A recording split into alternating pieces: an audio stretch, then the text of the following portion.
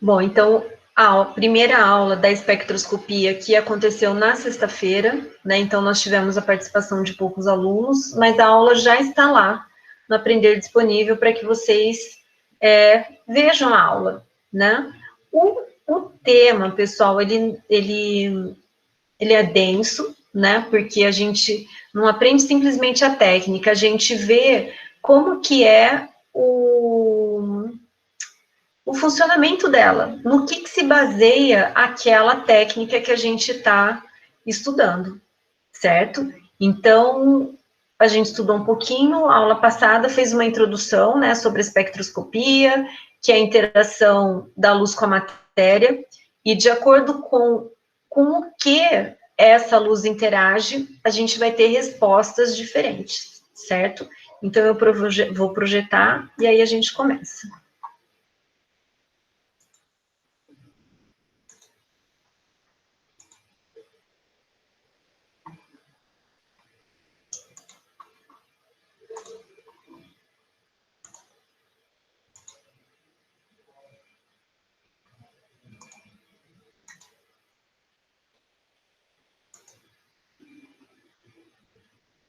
Se vocês enxergam, pessoal?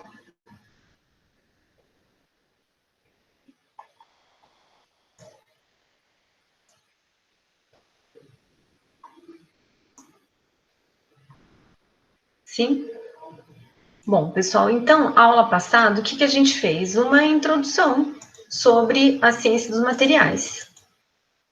Então, a gente viu que quando a gente fala em caracterização, eu falo de caracterização por vias espectroscópicas ou microscópica. Então, essas primeiras 3 aulas, elas vão envolver caracterização por via espectroscópica, que é a interação, aquela que envolve a interação da luz com a matéria. E que a gente diz, pessoal, que dessa interação a gente pode obter a impressão digital do meu composto.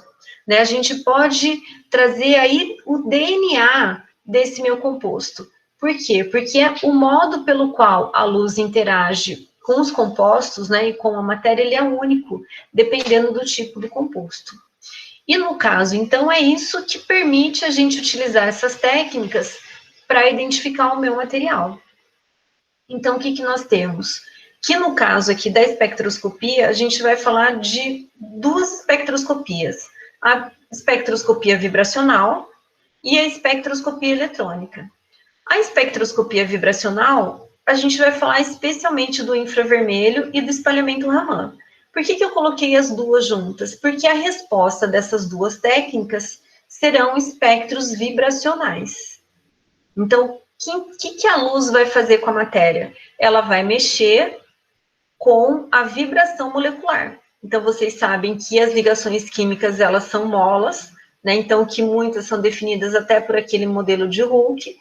Então, existe aí uma vibração dessas moléculas. Então, quando a luz interage, na verdade, o infravermelho, ele interage e ele vai tirar a vibração do estado fundamental e vai para uma vibração no estado excitado.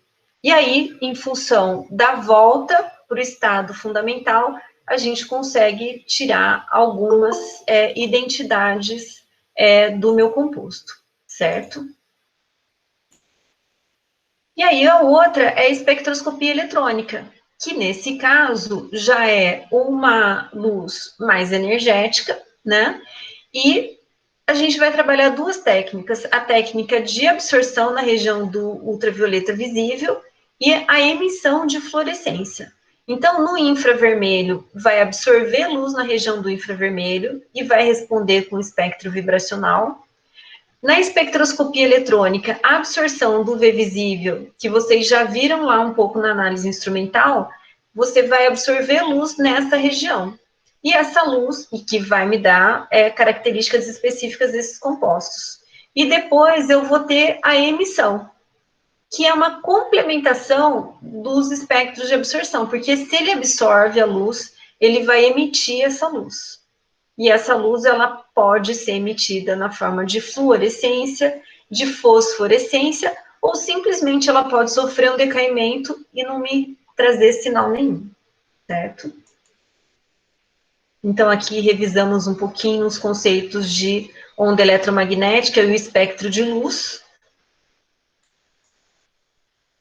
As ondas, né? E que efeito é esse que a gente chama de efeito fotoelétrico, principalmente naquele que envolve a luz ultravioleta, né? Então, a gente diz que ele vai quicar, né? Ele vai dar um chutinho no elétron para que ele mude o estado fundamental dele, pensando na luz do UV, certo?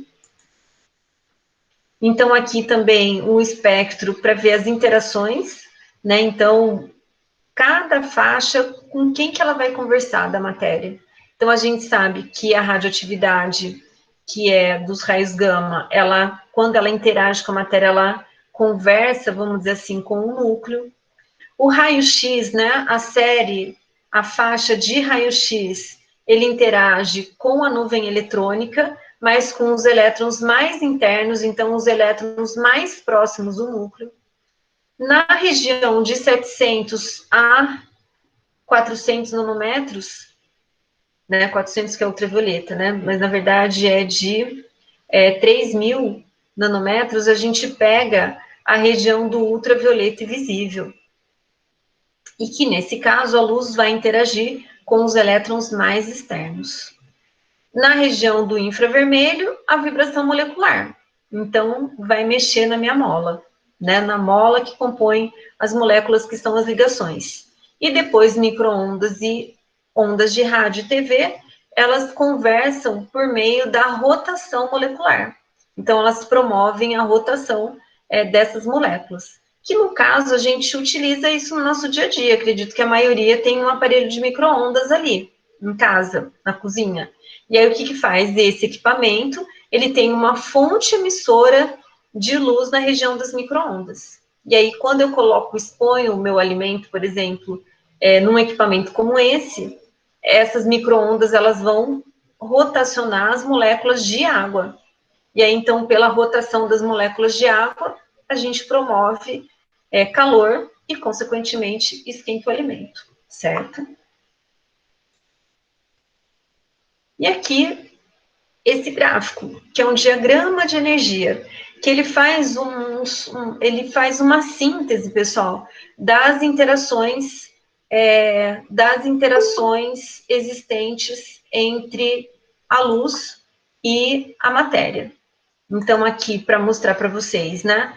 Então, o que a gente tem? Que do ultravioleta visível, a interação vai ser que os meus elétrons que estão no estado eletrônico fundamental, eles vão absorver luz e eles vão passar por um estado eletrônico excitado, que ele é mais energético, tanto que ele mudou de estado porque ele absorveu uma quantidade de energia. Então, ele saiu do estado fundamental e foi para o estado excitado. Que, quando ele volta para o estado fundamental de novo, ele pode emitir luz. E que aí a gente consegue medir essa luz emitida, que pode ser uma fluorescência ou uma fosforescência. Ou ele simplesmente pode relaxar e dissipar essa energia que ele absorveu para o meio ambiente, né, para o próprio meio, sem a gente fazer nenhum registro disso, certo? No caso da espectroscopia de infravermelho, também é um processo de absorver luz e passar para um estado excitado. Só que no caso do infravermelho, ele vai sair do estado excitado, do estado vibracional agora, fundamental, vai absorver luz na região do infravermelho e vai mudar de estado vibracional. Então, veja que cada estado eletrônico, ele tem uma linha representando os estados vibracionais. Então, o meu elétron, minha molécula, que estava no meu estado eletrônico e vibracional fundamental, vai absorver um pouco dessa energia e vai mudar de estado vibracional. Então, veja que ele não muda de estado eletrônico. E aí, quando ele volta, então, a gente consegue medir isso, e ele vai dar a resposta para a gente por meio de espectro. No caso do espalhamento Raman, pessoal, é outro fenômeno, que a gente diz que é luz espalhada. Então, o que vai acontecer? A gente tem uma luz de alta potência, pulsada, que é o laser. Então, a gente incide a luz do laser na molécula, ela vai para o estado eletrônico virtual. Então, esse desenho aqui, ele representa bem isso, né? Então, ele vai para o nada. É como se você pegasse um monte de papel, jogasse para o ar e depois ele volta. Então, veja, ele não enroscou na minha estante lá em cima, ficou aqui nesse meio e aí cai. Então, a gente diz que é um estado virtual, certo?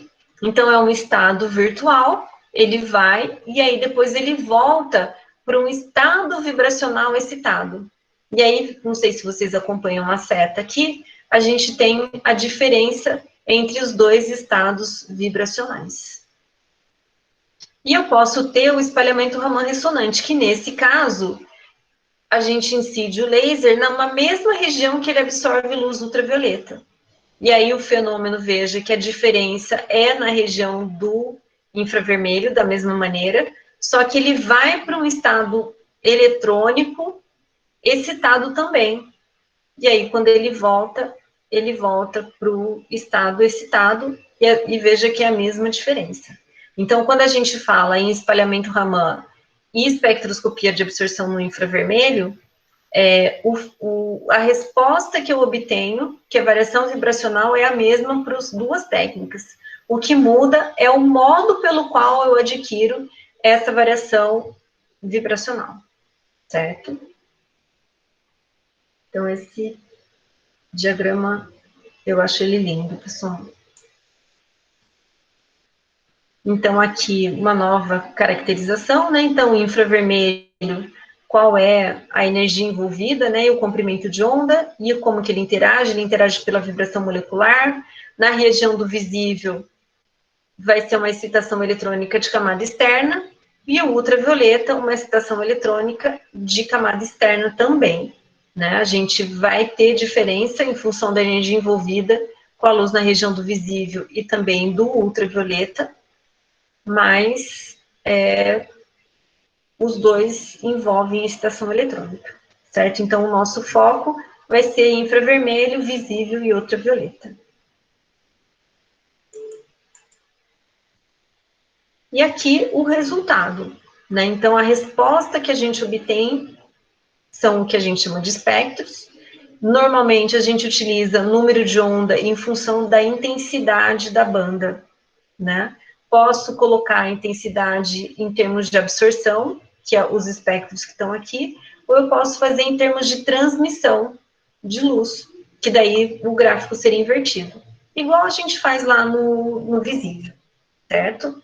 Então, aqui, só para mostrar para vocês, então, o espectro de um polímero, na verdade, de um polímero que tem 41 camadas, né? Então, ele é um filme, ele está na forma de um filme estruturado, né? Que contém 41 camadas.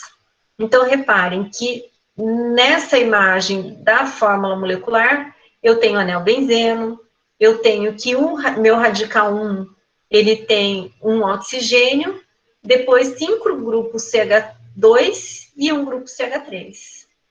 E depois aqui no meu R2 é um éter, só o oxigênio e o grupo CH3. Por que eu sei que isso aqui é um polímero? Porque, olha, o meu monômero, ele está entre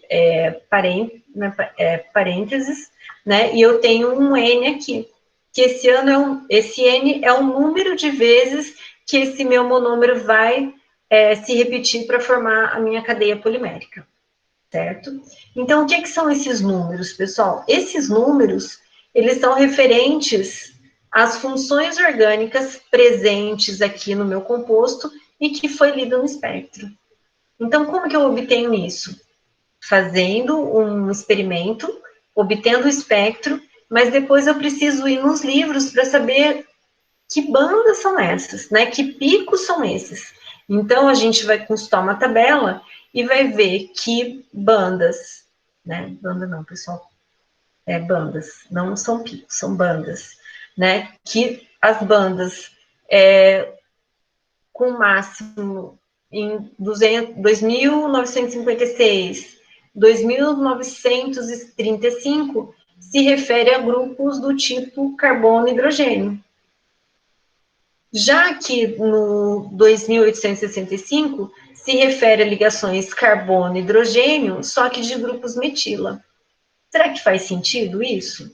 Faz, porque, veja, eu tenho vários grupos CH2 na minha molécula, que está registrado nessas duas bandas. E tem os grupos CH3, aqui nessa extremidade, que é carbono, hidrogênio de grupo CH3, então que aparece aqui nessa banda. Tenho essa bandinha aqui em 3060, a gente vai ver que é da ligação carbono-oxigênio. E depois eu tenho também outras bandas, que, na verdade, elas também são referentes a grupos carbono e hidrogênio de grupo metila, carbono e hidrogênio de grupo etila. Então, eu consigo consultar a tabela e verificar quem são essas bandas. E vou montando meu quebra-cabeça. Bom, se ele tem essa banda aqui, pode ser, realmente comprova que é do meu grupo CH3, por exemplo, né? Então, é uma busca. Vou ler em artigo para saber se tem alguma coisa publicado de algum polímero semelhante, né? Então, a gente vai se cercando de informações, né? Tem alguns equipamentos que eles têm uma biblioteca interna, né? Então, quando você obtém o espectro de um determinado composto, ele já compara com o que ele tem na biblioteca dele, e aí ele faz a sugestão de que composto é aquele, certo? Então, hoje tem muitas ferramentas que envolvem esse tipo de caracterização. E aqui em cima, esse espectro amarelo, pessoal, é de espalhamento Raman, que veja que tem algumas bandas que são comuns, mas tem algumas bandas que são diferentes. E por isso que a gente diz que são técnicas complementares. Porque dependendo de como eu obtenho a amostra, se ele é filme, se ele está randomizado, eu posso encobrir determinadas bandas, né? E ela não aparece. E aparece na outra técnica. E que eu posso fazer atribuição, e aí cada vez mais chegar nas ligações, né, nos grupos funcionais presentes naquela minha amostra, certo? Então, tudo isso a gente discutiu. Aula passada, aqui as técnicas complementares de UV visível e emissão. Então, aqui vocês já conhecem, né, uma banda de absorção na região do ultravioleta visível, que ela obteve um máximo aqui em torno de 500 nanômetros.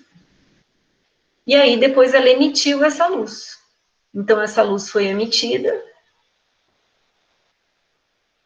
Então, a gente diz que é o espectro de emissão, o outro é a absorção.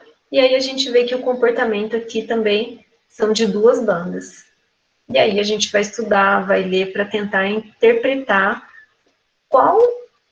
quem é, né? Que atribuição que eu posso fazer para essa banda.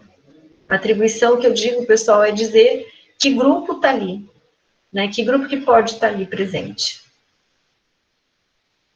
Que eu não sei, que acho que vocês não utilizaram o V visível para fazer fazer caracterização, né? Vocês fizeram, na maioria das vezes, para fazer análises quantitativas, foi isso? Para isso que vocês utilizaram o V visível?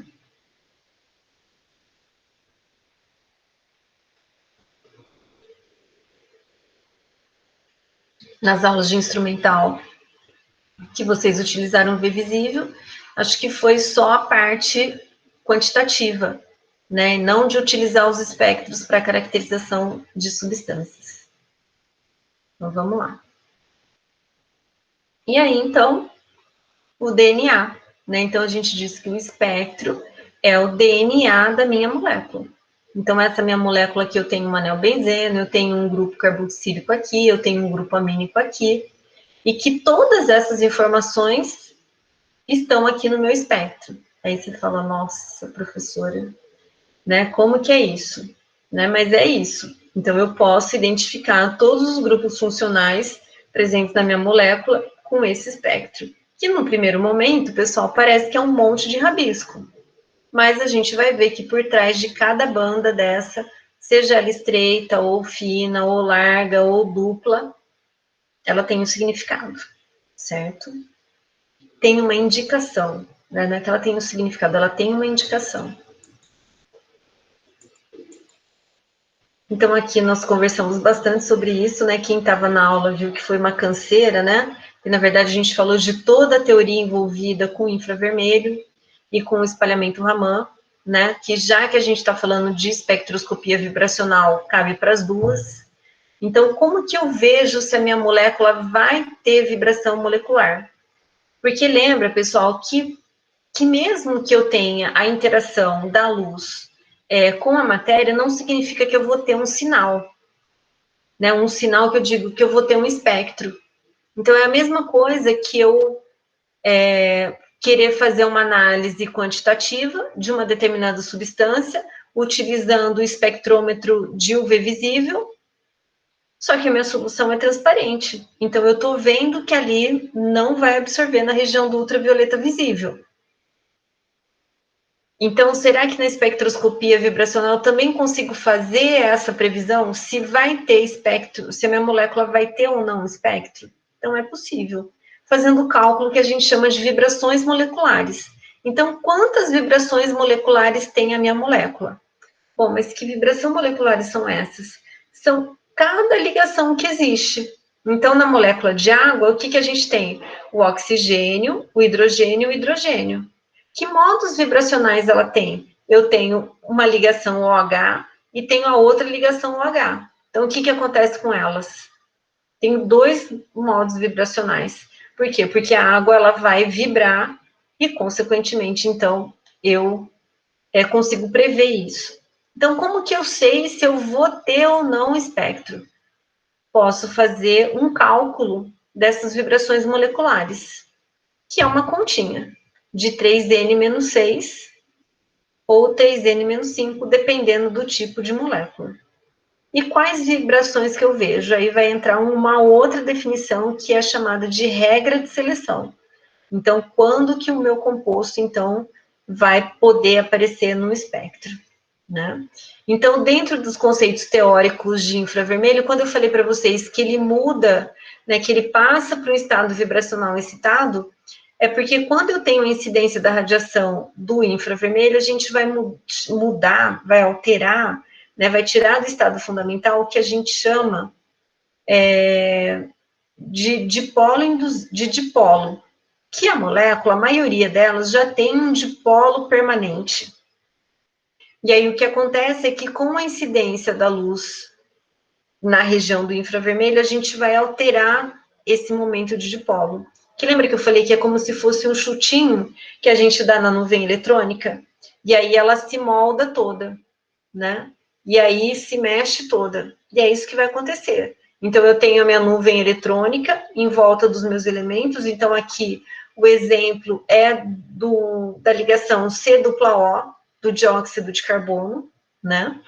Então, o que a gente tem? Eu tenho uma má distribuição de carga, porque o oxigênio ele é mais eletronegativo que o carbono, né? Então, a gente tem essa má distribuição, essa nuvem eletrônica disforme, então a gente vê que ela é maior aqui em cima do oxigênio e menor do carbono, porque a minha densidade eletrônica é diferente. Então, a minha molécula de CO2, ela já tem uma... Ela já tem... Ela já tem uma delocalização dessa nuvem. E aí, então, quando eu incido a radiação do infravermelho, o que vai acontecer é que ela vai mudar de forma. Então, o que a gente faz? Ele já tem um dipolo permanente, o dióxido de carbono, e aí, quando a gente incide a radiação do infravermelho, a gente muda isso. A gente cria o que nós chamamos de dipolo induzido, que foi gerado por esse toquezinho aí do infravermelho, certo? E aí, eu vou ter um momento de dipolo total, que vai ser o quê? Vai ser a somatória do dipolo permanente, que já é da molécula, o dipolo induzido gerado pela absorção do infravermelho, e vou ter o que a gente chama de overtone, que é como se fosse o reflexo disso. Então, imagina o quê, pessoal? Imagina que você jogou uma pedra na água, e aí ela fez aquela oscilação. Mas a pedra, na verdade, ela só gerou aquela oscilação na primeira onda ali, vamos dizer assim. Só que com o tempo passando, essa primeira onda, ela foi criando outras ondas, Então, o efeito dessas outras ondas não é da pedra, mas é o efeito da onda, da primeira onda, vamos dizer assim. Então, a gente chama essas ondas geradas por aquela primeira onda, a gente chama de overtones. E aí tem todo um cálculo para eles e eles aparecem lá nos espectros. Então, aqui só para mostrar para vocês, né? Então, a somatória. Então, o dipolo total vai ser o dipolo permanente e depois a variação dos dipolos em função de uma distância e em função da própria carga. E para nós, pessoal, precisa saber, porque já foi questão de concurso, por exemplo, falar qual é a propriedade da matéria que a gente altera ou de um composto químico que a gente altera mediante a radiação de luz na região do infravermelho. Né? E aí, o que ele está alterando? Ele está alterando o momento de dipolo, certo? E aqui os estiramentos, né, que a gente fez uma ginástica no cérebro, aula passada, para saber sobre esses estiramentos.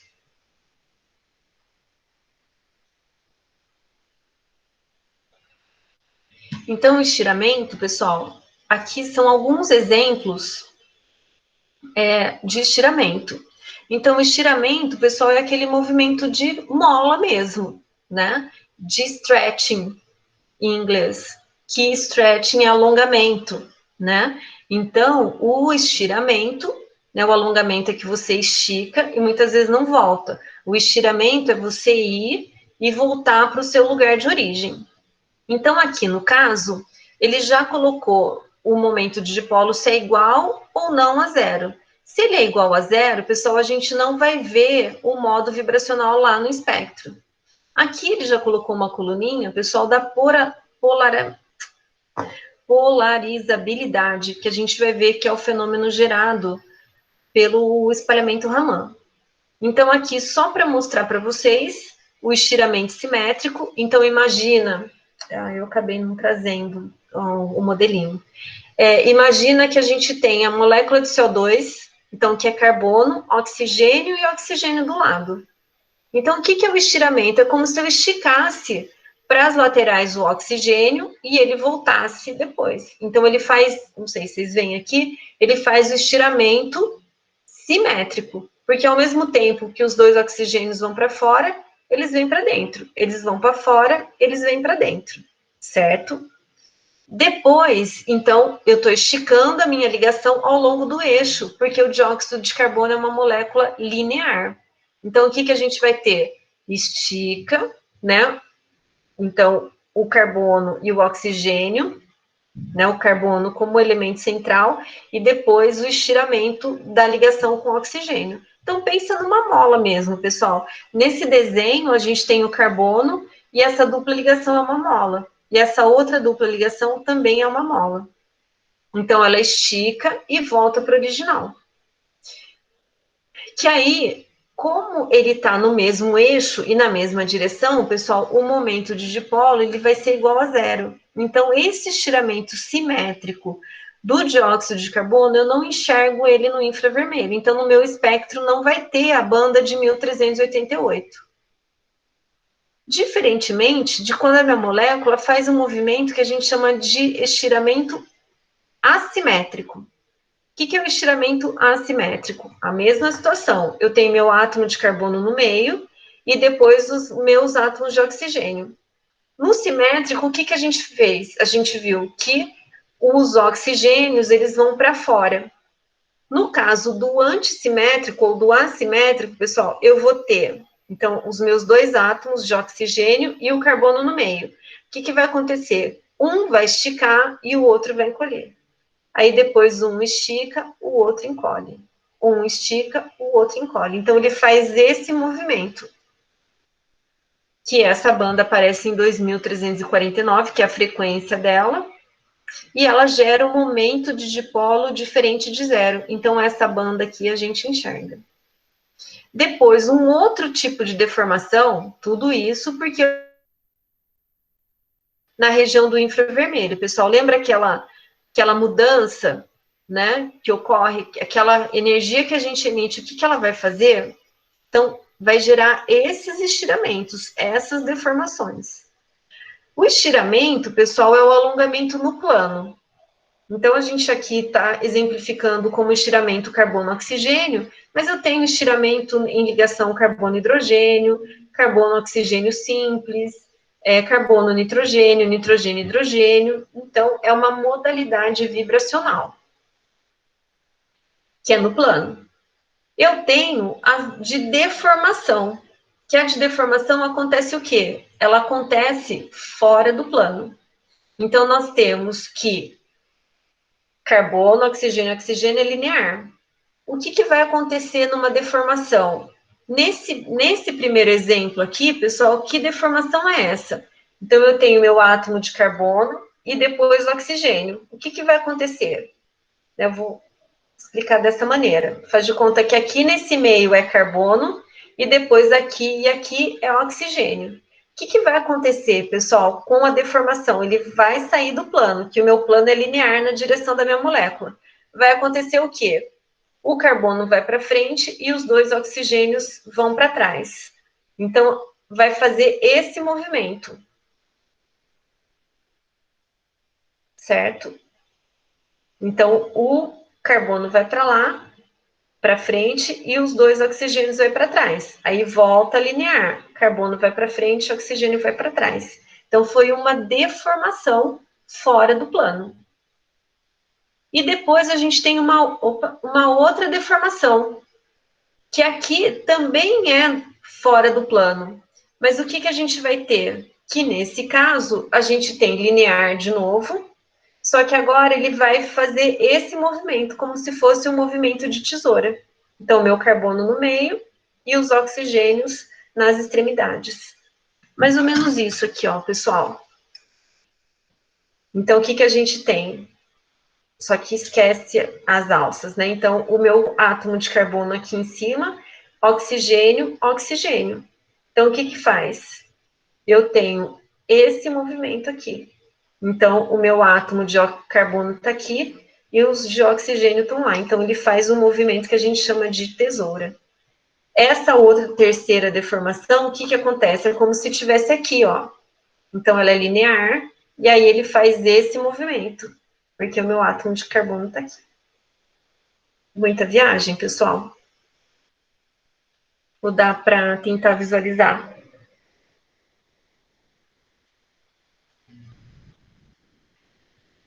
Fácil, difícil. Então, aqui a gente só está vendo os movimentos possíveis.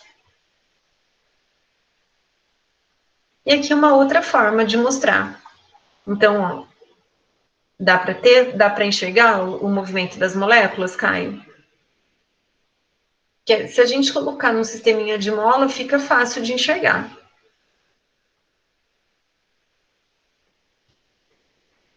Então, olha aqui, o estiramento simétrico, né? Então, puxando aqui e puxando para cima. O estiramento assimétrico, olha, um encolhe e o outro aumenta. Porque lá do CO2, a gente estava vendo uma molécula linear. Aqui já é uma exemplificação de molécula angular. Então, ó, puxa igual e desce o meu átomo central. Aqui um encolhe, ó, encolhe a minha mola e do outro lado estica a minha mola.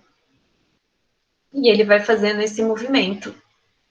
E que é a vibração, é a modificação vibracional. Depois aqui as deformações que a gente chama de bending, né?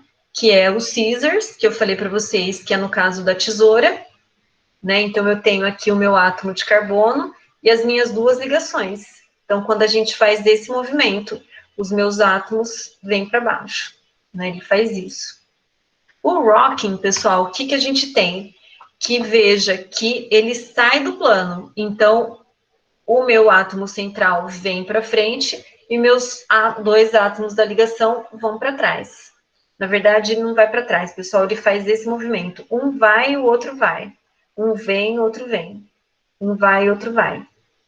E aí, depois, o walking, que é fora do plano. Então, eu empurro os dois para fora do plano e, consequentemente, o meu átomo vem para frente. Então, aqui um log e aqui um twist, que um vai para frente e o outro vem para trás, né? Como se fosse a tesoura. Então, um vem para frente e o outro vai para trás. Um vem para frente e o outro vem para trás. Sem movimentar o meu átomo central, certo? Então, também é uma outra forma de representação de todas essas deformações. Então, o que vai acontecer? A gente vai incidir a luz na região do infravermelho, e aí a gente, dependendo do tipo de molécula, de qual é a molécula, a gente vai conversar, vamos dizer assim, e promover essas mudanças vibracionais, né? Da gente acentuar essas variações que podem ser do tipo stretching, quando eles estão no plano, ou do tipo bending, que a gente chama de deformação, que pode ter 4 variações, certo? Aqui, pessoal, os modos vibracionais. Então, para eu saber quantos modos vibracionais eu vou atingir. Então, o que a gente tem? É conta, né? 3N menos 6, que é o número de átomos, menos 6. Se é uma molécula linear, menos 5. Então, eu consigo fazer a conta para saber quantos modos normais de vibração a minha molécula tem. Então, se é uma molécula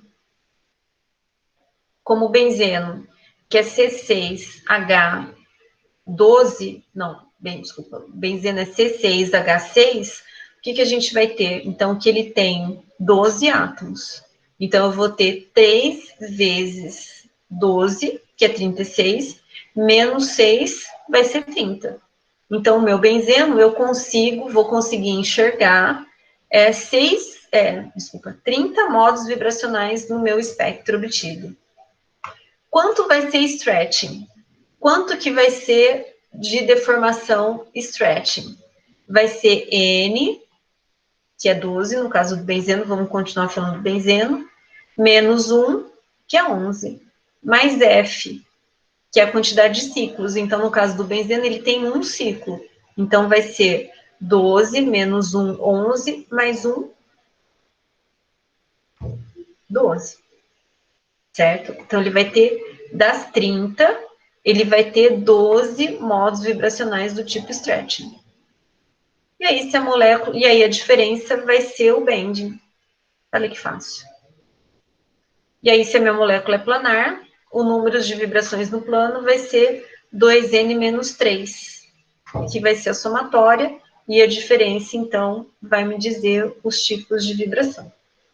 Certo? Então, aqui, uma regrinha só para a gente ter uma ideia de quantos modos vibracionais a minha molécula pode ter.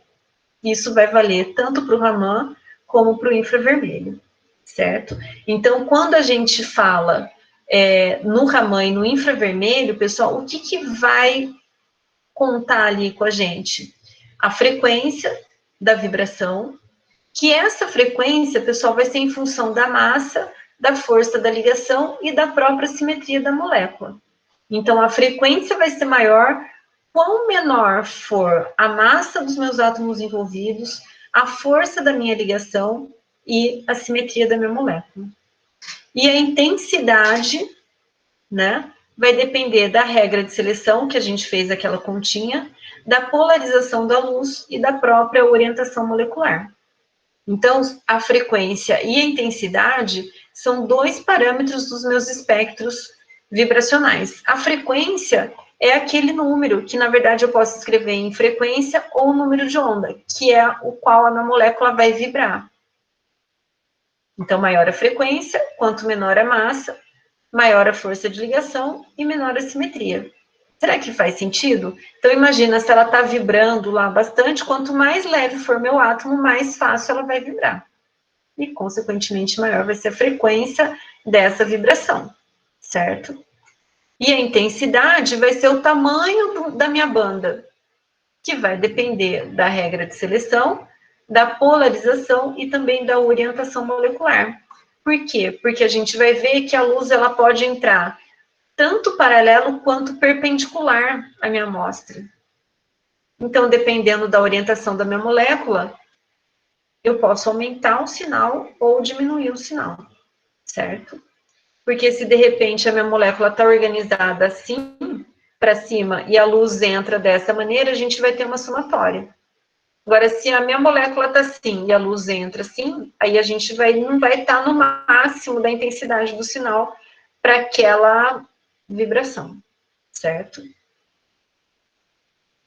Aqui, pessoal, a regra de seleção, mas eu também não vou entrar em detalhe, mas olha, aqui a gente tem um momento de dipolo, ó, o dipolo permanente, lembra que eu falei para vocês? O dipolo induzido pela luz e o overtone. Quando eu vou ter a máxima de absorção, né? Quando que a minha molécula vai absorver o máximo? Quanto maior for o meu campo elétrico e quanto maior for o meu momento de dipolo. E aí faz uma conta, pessoal, do momento escalar. Nem sei se vocês viram isso em cálculo, né? Então, faz o cálculo do momento escalar, que isso daqui vai virar uma matriz, mas que para nós aqui não interessa, né? Então, o que interessa é que existe uma regra de seleção, é envolvida, no caso do infravermelho, envolvido com o momento de dipolo, certo? E aqui é a tal da regra de seleção, né? O que ela vai ser, essa regra de seleção, pessoal? É o como que ele vai, como que a luz, vamos dizer assim, vai conversar com o meu composto, de uma maneira bem simplificada, certo? Então, o que a gente tem aqui? Tem uma regra de seleção, tem os momentos de dipolo. No caso aqui, um substrato que foi utilizado da prata, mas que para nós aqui não interessa muito agora. O que a gente tem, pessoal? Quando a gente fala no infravermelho, eu preciso ter o que a gente chama de substratos específicos.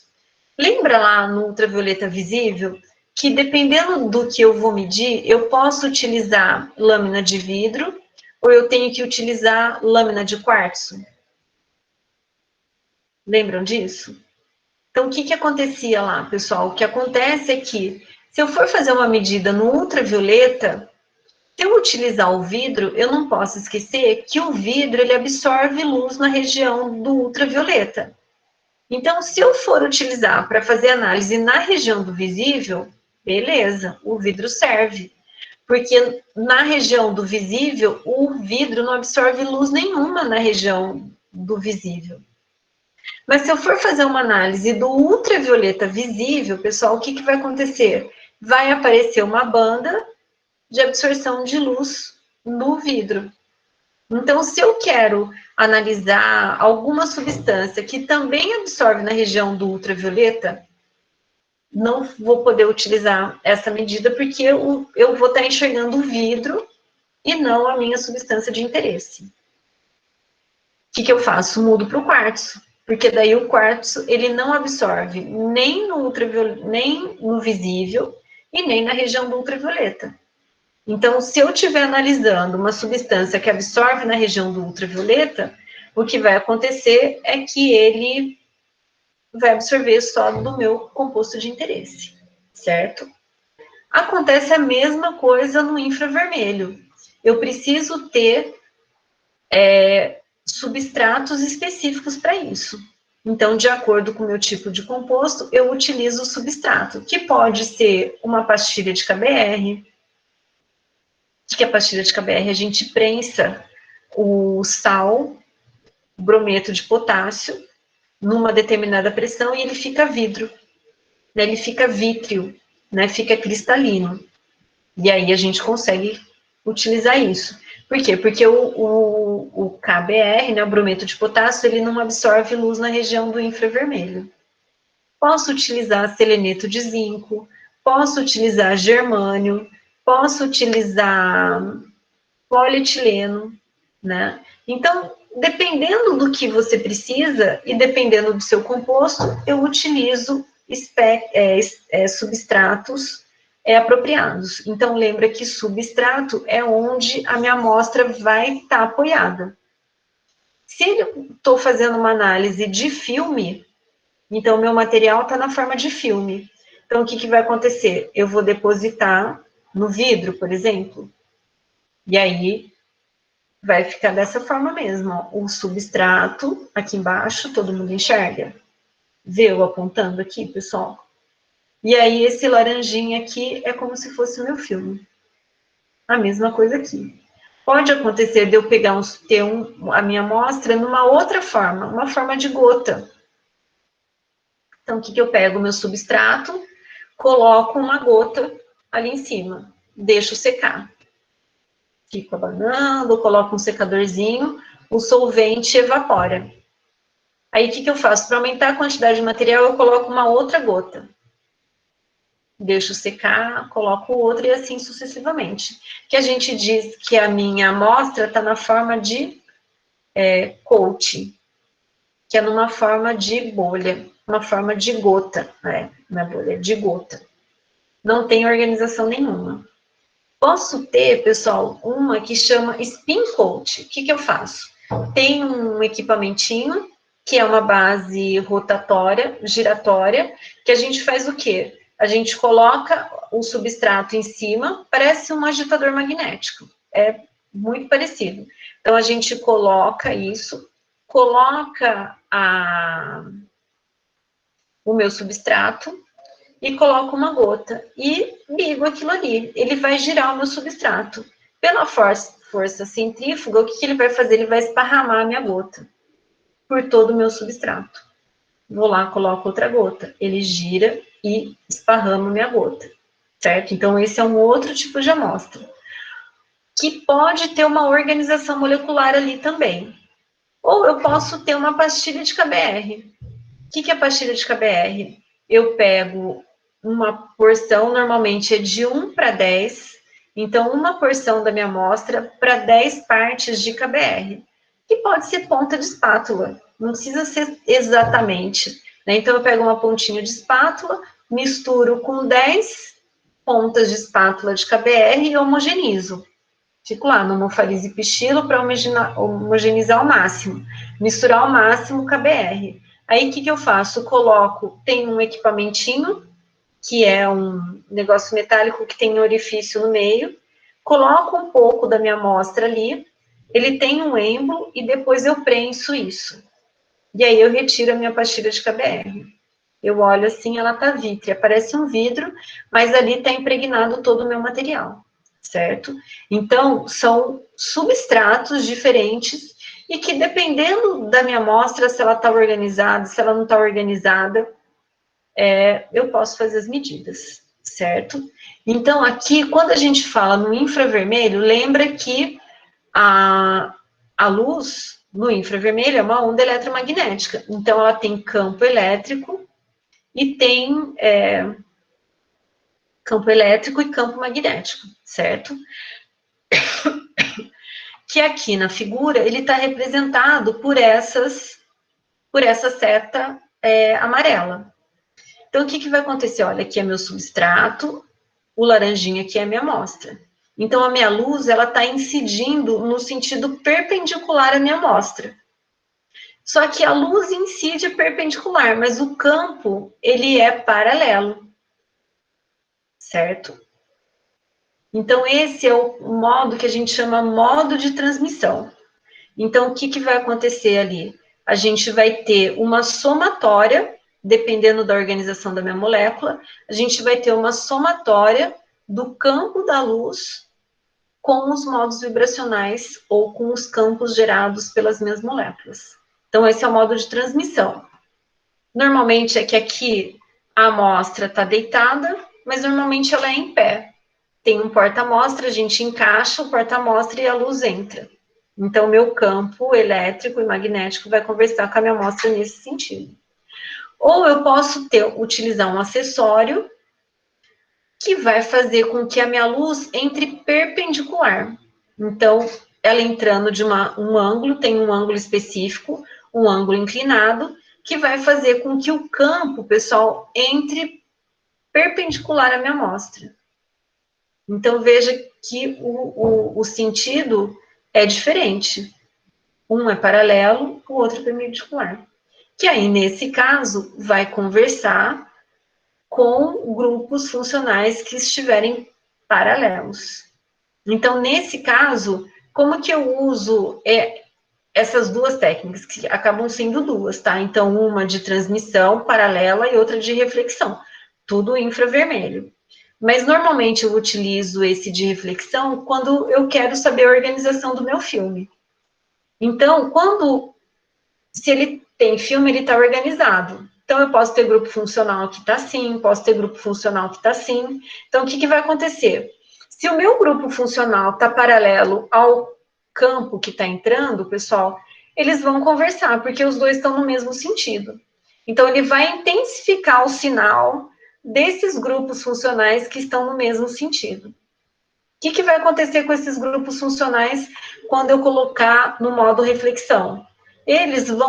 Esses grupos, eles vão estar perpendicular ao campo. Então, eles vão ter máxima intensidade? Não, eles vão estar diminuídos. E o inverso também. Se eu tiver grupos funcionais que estiverem perpendiculares ao meu campo que está entrando paralelo, o sinal vai ser menor. Agora, se meus grupos estiverem perpendiculares, quando eu incidir a luz no sentido de reflexão, ele vai somar. Certo? Então, é quando eu vou ter uma maior quantidade de picos, de bandas, certo? Então, eu posso ter essas duas modalidades que, utilizando acessórios específicos, eu altero o modo pelo qual o campo eletromagnético da luz do infravermelho vai atingir a minha amostra, certo? Então, vamos ver na prática isso, o que difere. Então, aqui só o esquema do equipamento, né? Então, eu tenho a fonte da luz do infravermelho, ele vai passar, então, isso aqui é o equipamento todo, tá, pessoal? Ele vai passar pelo que a gente chama de beam splitter, aí tem os sistemas de jogos de espelho, e aí a luz vai, volta, passa pelo beam splitter de novo e passa pela minha amostra. Vou ter um detector. Esse detector, ele vai gerar o que a gente chama de interferograma, e aí, por meio de uma transformada de Fourier, que são cálculos, ele vai transformar esse meu interferograma num espectro, que é um gráfico de número de ondas em função da intensidade. Olha, esse gráfico aqui, ele está sem eixo, né? Esse espectro, ele está sem eixo, mas é só para mostrar para vocês como que é o espectro. Que, nesse caso, ele está no modo de transmitância e não de absorbância, certo? Então, vamos. Então, aqui, os tipos de infravermelho. Então, eu posso ter o infravermelho longe, o infravermelho médio e o infravermelho perto. Normalmente, os equipamentos de laboratório comuns, pessoal, eles têm o infravermelho médio, que ele vai medir de 400 centímetros a menos 1 até 400 centímetros a menos 1. O que vai diferir cada um desses? O tipo de detector, né? Que ele vai ser sensível às janelas, como a gente costuma dizer, certo? E aí, a gente enxerga aqui algumas vibrações. Então, veja, eu enxergo ligação flúor-carbono, flúor-hidrogênio, num comprimento de onda de 3.960 centímetros a menos 1. OH, 3.600. NH, 3.400. CH, 3.000. Boro-hidrogênio, 2.500. Né? Então, só para mostrar para vocês alguns grupos, né, algumas ligações que possuem bandas muito características. Vamos lá. Aqui, os tipos de medida, como eu falei para vocês, o de transmissão. Então, aqui, olha, a posição da minha amostra. Então, aqui, tudo referente ao experimento, tá, pessoal? Então, aqui, olha, o meu substrato é o cinza, a minha amostra é o laranja. Então, olha, a incidência da luz, ela é no sentido perpendicular à minha amostra. Só que meu campo, ele está paralelo. No caso da reflexão externa, né, a gente tem o quê? Uma variação do campo incidente. Então, o que acontece? A gente vai ter, vai utilizar um acessório que veja que a luz, ela entra de maneira diferente. Então, aqui na transmissão, ela entra reta, vamos dizer assim.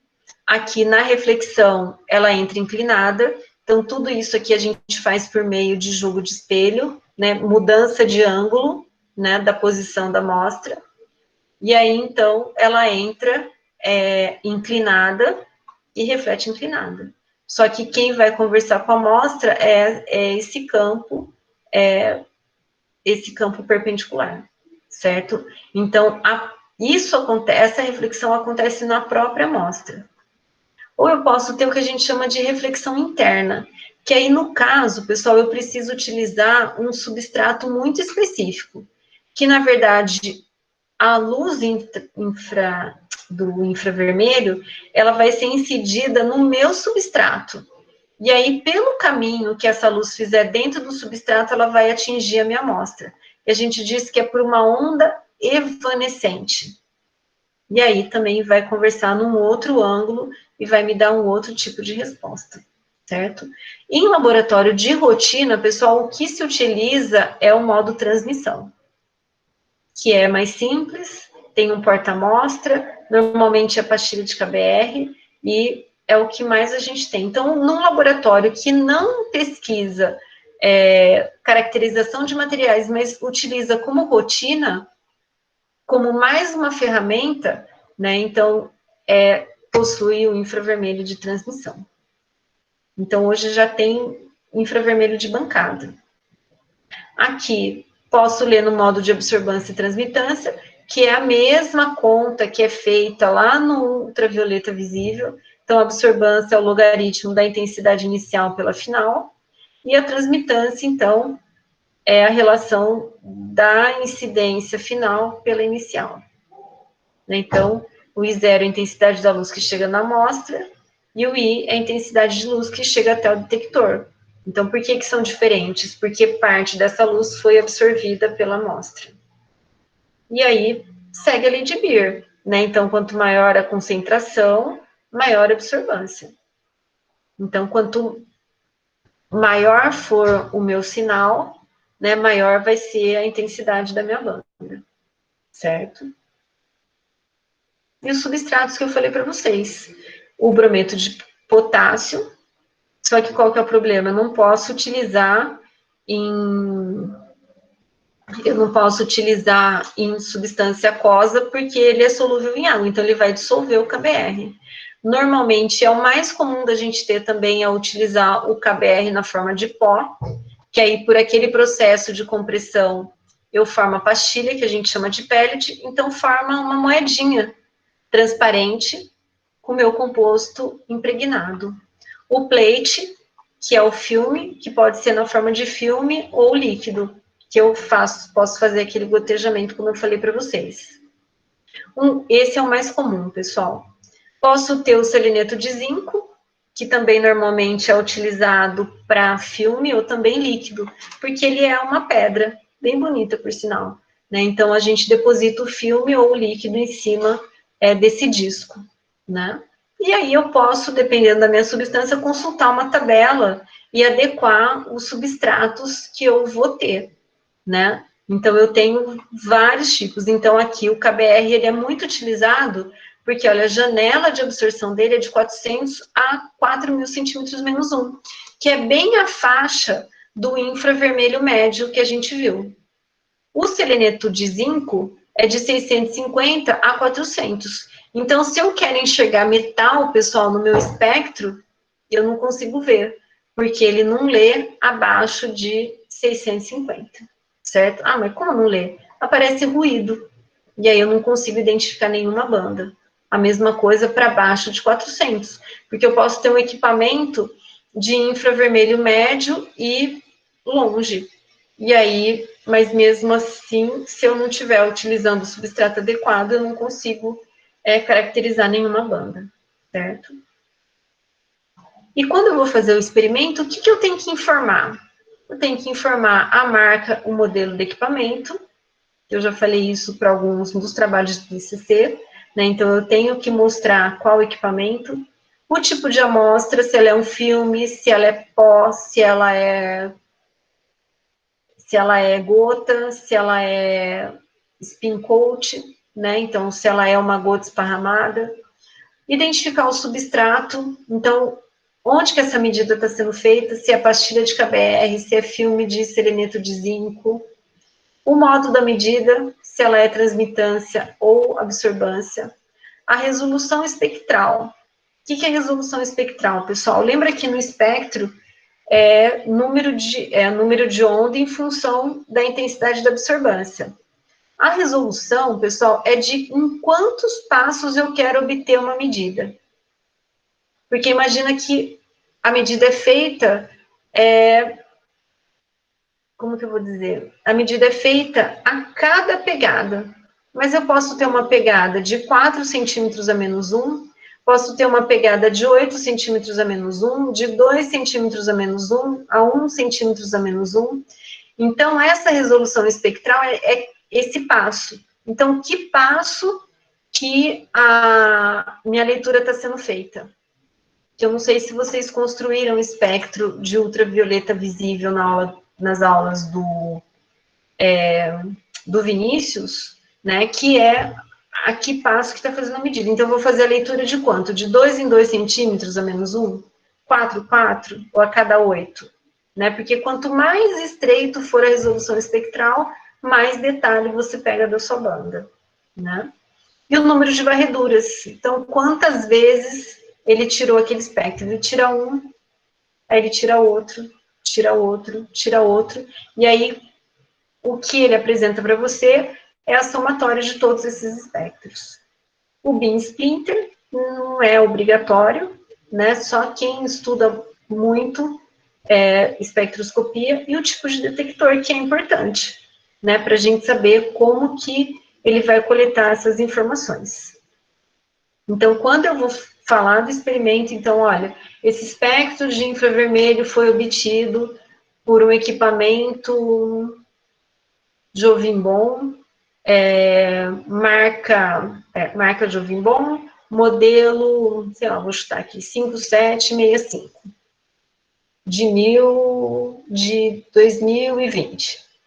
Amostra líquida, ou pó, em substrato de KBR, no modo de medida de transmissão, com resolução espectral 4 centímetros a menos 1, com 100 scans num detector de chama, certo? Então, eu preciso, não existe de chama, tá, pessoal, infravermelho, que me fugiu o nome, mas todos esses detalhes precisam fazer. Esses detalhes, pessoal, não são só das medidas de infravermelho, mas qualquer medida que vocês forem fazer, vocês precisam identificar o tipo de equipamento e indicar quais são as condições experimentais para isso, certo? Então, aqui um espectro. Então, só para mostrar para vocês as diferenças, né? Então, aqui é o mesmo espectro, só que ele está sendo lido no modo de transmitância, que é a intensidade dividido pela intensidade incidente, e absorbância. Modo de transmissão é o logaritmo do I0 por I. Então, vejam que as bandas, elas são as mesmas, o número de onda é o mesmo, a intensidade delas é a mesma, o que muda é só o modo de transmissão. Então, aqui em vermelho, ele está medindo a luz transmitida e no verde, a luz que foi absorvida, certo? Aqui outros exemplos, né? Então, que hoje, pessoal, os equipamentos de infravermelho, eles são regidos por softwares, né? Então, precisa ter acoplado ao equipamento um computador, porque o computador é que vai controlar todo o equipamento. Então, lembra que eu mostrei o esquema ali do jogo de espelho, né? No caso,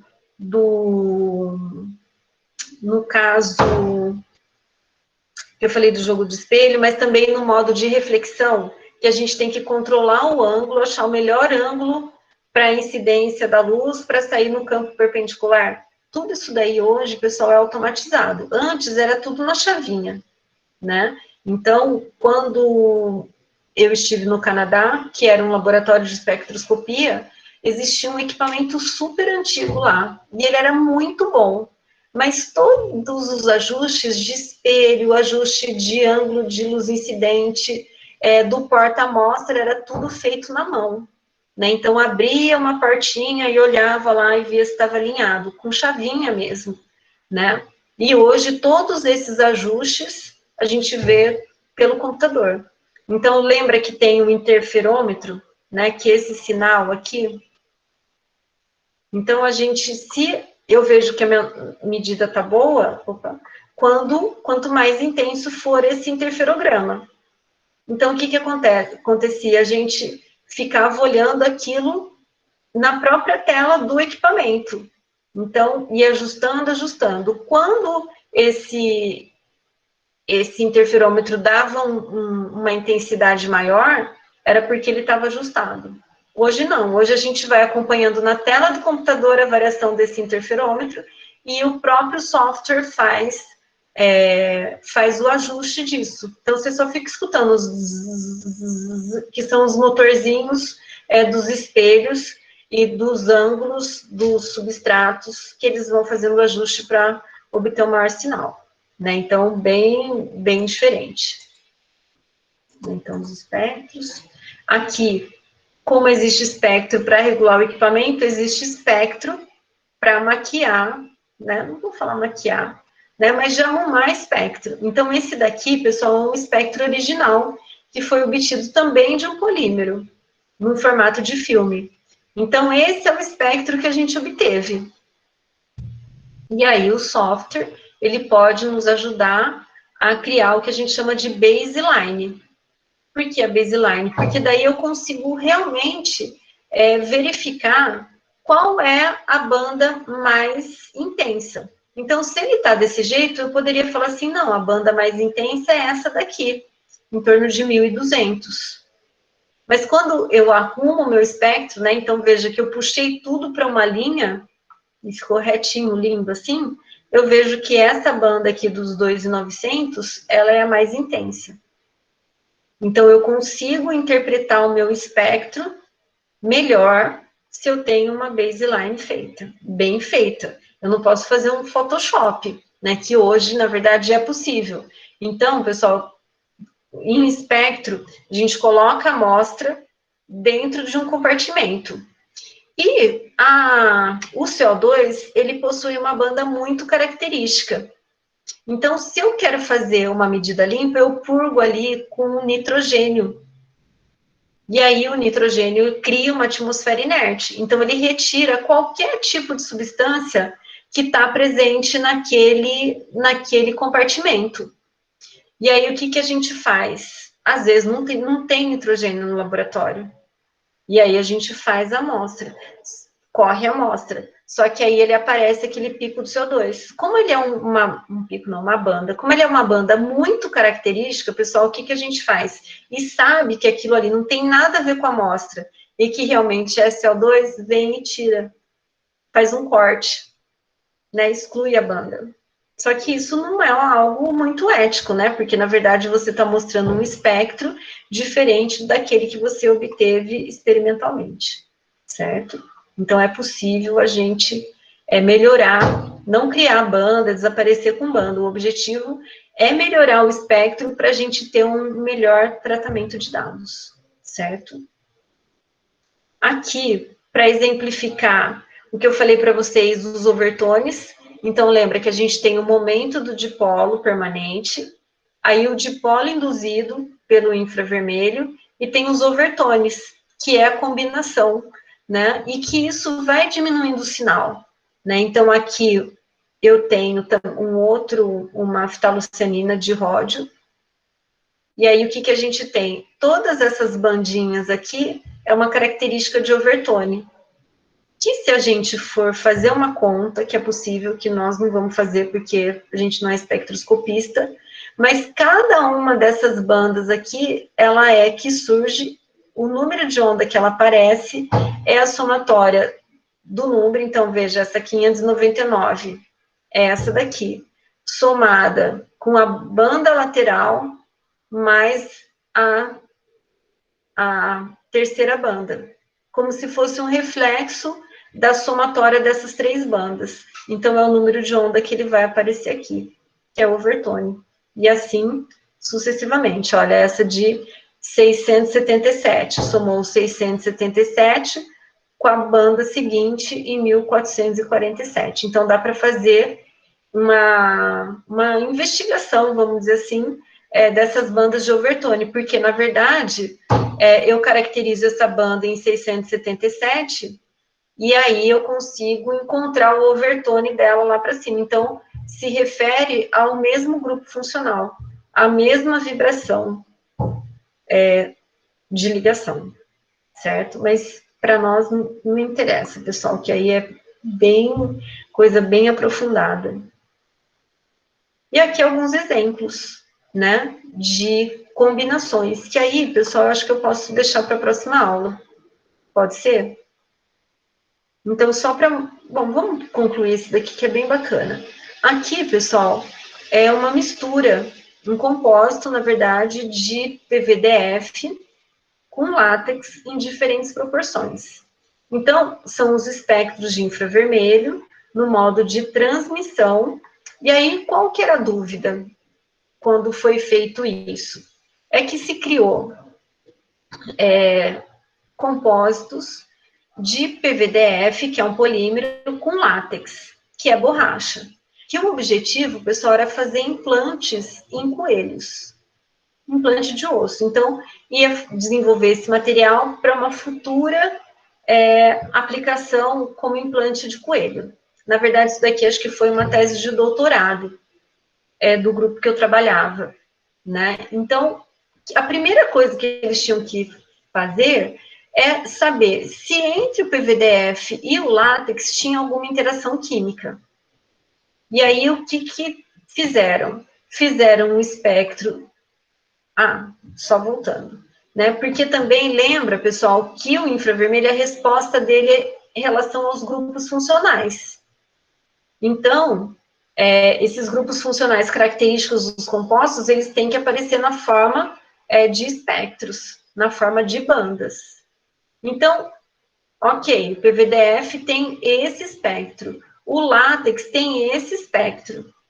Se ocorrer alguma reação química entre eles, vocês concordam que alguns grupos funcionais vão desaparecer? Então, vamos supor que tivesse lá um grupo carboxílico e um grupo amínico. Se ocorre reação entre eles, vai formar uma amida. Então, veja, desapareceu o grupo amino, desapareceu o grupo carboxílico e apareceu um grupo amídico. Então, o que ia acontecer no meu espectro? Ia aparecer uma banda amídica e ia desaparecer uma banda amina e uma banda de carboxílico, de ácido carboxílico. Então, aqui eles fizeram esse experimento para quê? Eles fizeram esse experimento para verificar, antes de propor a síntese desse compósito, né, e que seja utilizado como implante, então que teria que ser um material bioinerte, né? Então, primeiro, precisava saber se entre eles não tinha reação. Então, o que eles fizeram? Misturaram em diferentes proporções e obtiveram um espectro do PVDF e um espectro do látex, que é a caracterização dos materiais puros. E depois, eles fizeram o espectro das duas misturas, com uma quantidade de 0,5 ml de látex e uma quantidade de 1 ml de látex. E o que eles observaram? Que as bandas foram preservadas. Então, tanto nas duas misturas de 0,5 e 1, as bandas de PVDF continuam aparecendo e as bandas de látex continuam aparecendo. Então, e que não surgiu, né, fazendo uma busca aí ao longo de todo o espectro, não surgiu nenhuma banda nova e nem desapareceu uma banda nova. O que muda são as intensidades relativas, mas não teve o desaparecimento. Então, pôde-se concluir que o compósito gerado entre o PVDF e o látex não houve reação química, não teve interação química, mas só uma mistura entre eles sem reação, certo? Então, esse é um tipo de trabalho que utilizou a ferramenta de infravermelho para verificar interação entre materiais, certo? Então, caracterizou o PVDF, enxergou as bandas lá de CH2, de carbono flúor, carbono-carbono, carbono-hidrogênio. No caso do látex, que é o isopreno, também identificou os grupos funcionais de C dupla C, né, de hidrocarboneto, de cadeia fechada. Então, fez a caracterização de cada uma dessas bandas. E aí verificou se elas estavam presentes nas misturas. Então, de bater o olho aqui qualitativamente, a gente percebe que tem as bandas presentes aí, que são características dos dois materiais, certo? Então, essa é um tipo de estudo bem bacana. E aí, de organização molecular, que daí a gente fala na próxima aula, pessoal, pode ser? Que é bem denso, né? Algumas coisas eu repeti da aula de sexta-feira, para ajudar a clarear. Então, Natan, não sei se ajudou um pouquinho, a clarear um pouquinho mais, né? E para que vocês possam entender, e a gente vai ver alguns outros exemplos práticos disso tudo, certo? Então, por hoje é isso, pessoal. Fiquem atentos, que eu também vou deixar exercício de fixação lá, né, para vocês lerem, para vocês procurarem algumas definições, que isso também vai ajudar vocês a resolver e deixar isso mais leve na cabeça de vocês, certo? Então, por hoje é isso, pessoal. Se alguém tiver alguma dúvida, eu estou à disposição.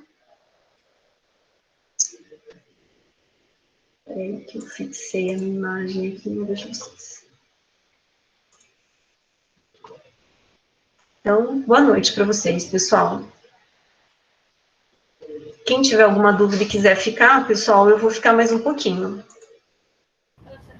Ô, professora, eu tenho uma dúvida, mas não é nem a respeito do que foi dito na aula. Diga.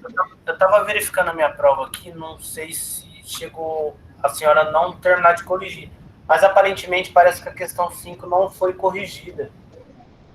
Eu vou anotar aqui e dou uma olhada, Atlas. Eu não tenho feedback nela lá, então eu meio que entendi assim. Tá. Tá bom? Tá bom, eu vou anotar. Obrigado.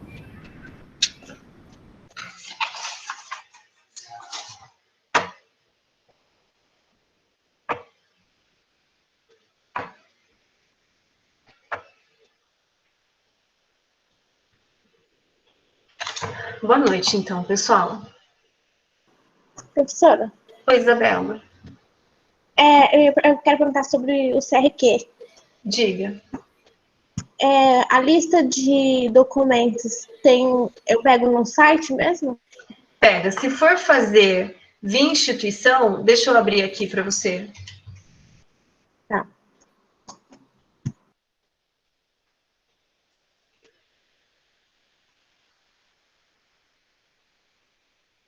Olha só, o prazo do pagamento da anuidade foi prorrogado para o dia 30 de junho. Antes estava para mais cedo, né? Porque tem um desconto escalonar. Então, se você pagar até dia 30 de janeiro, você tem, acho que, 30% de desconto. Ou 20. Se você pagar em fevereiro, você tem 10. Se você pagar em março, não tem nenhum. Deixa eu ver aqui, registro profissional.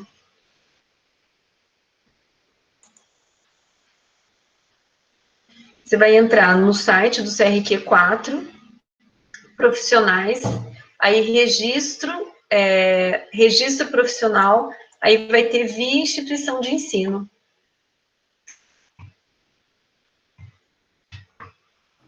Estou entrando. Vou colocar aqui do lado.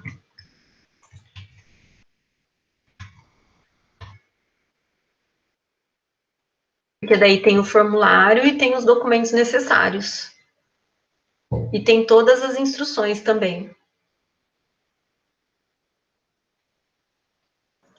Dentro desse site, eu entro na onde? Eu coloquei o link aqui no chat, Isabela.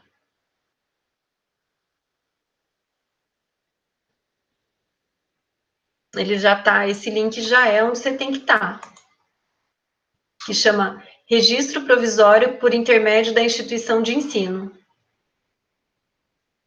Entendi. Aí eu mando os documentos tudo para a senhora que manda? Pode ser, a gente pode combinar de fazer isso. Só que depois que acabar o bimestre. Entendi. Mas aí seria o CRQ definitivo já, né? Não, é provisório. Porque o provisório a gente tira com o certificado de conclusão. E o CRQ definitivo vocês tiram com o diploma. Só que o diploma, ele demora, depois que você cola o grau, que você termina tudo, ele demora até 3 meses para ficar pronto. Ah, entendi. Mas aí depois, quando sai esse diploma, eu mando já é automático que eles mudam? Ou tem que fazer tudo? Não, aí o trâmite é um trâmite simples. Entendi. Aí se a gente fizer tudo isso, aí tem que pagar o anual à vista total, né? Total. Dá uma olhada, Isabela, preenche lá um formulário que você preenchendo com seus dados, ele já vai te dar o valor que você tem que pagar. Tá. Então tá, eu vou ver os documentos, ver quanto que é. O prazo também, né, que é até junho, a senhora falou, né? A Aí eu gente vejo se. combina, porque na verdade sou eu que vou enviar, né? Então aí a gente combina como que vai ser feito, Entendi. Então, certo? tá bom, professora. Tá Tá, bom? tá. Então tá, Obrigada. Isabela. De nada. Tchau. Tchau, tchau.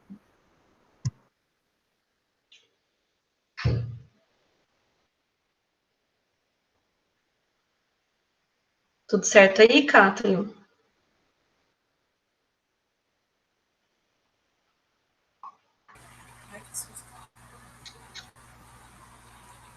Tudo sim, professora. Não te entendo, Kathleen.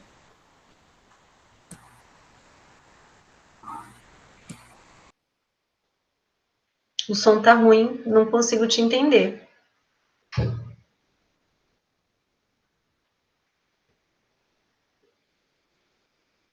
Você vai querer falar alguma coisa? Precisa conversar?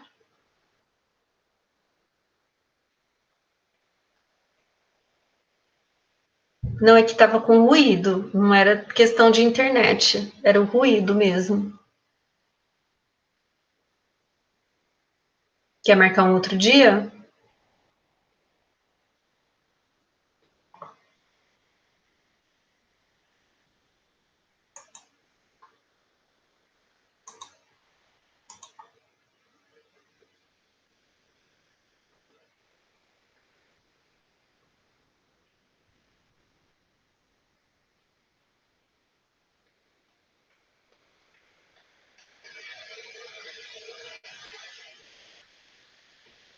Não? Imagina. É que acho que é a primeira vez que você assiste minha aula, Kathleen.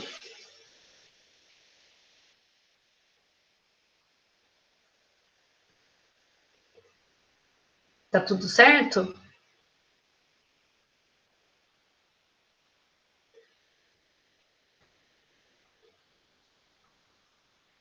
Ah, que bom. Você vai precisar solicitar a segunda chamada, né? Porque você não fez nenhuma atividade, nem a prova do primeiro bimestre. Vê se já. É que não vai estar disponível no site ainda, porque eu ainda não fechei as notas. Mas assim que eu fechar as notas, vai estar disponível para você fazer a solicitação da segunda chamada. Então fica atenta lá para não perder. Certo? Mas eu vou avisar vocês também sobre isso.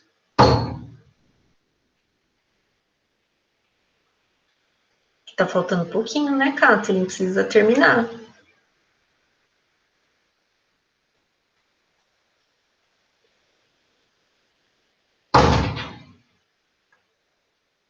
É só isso?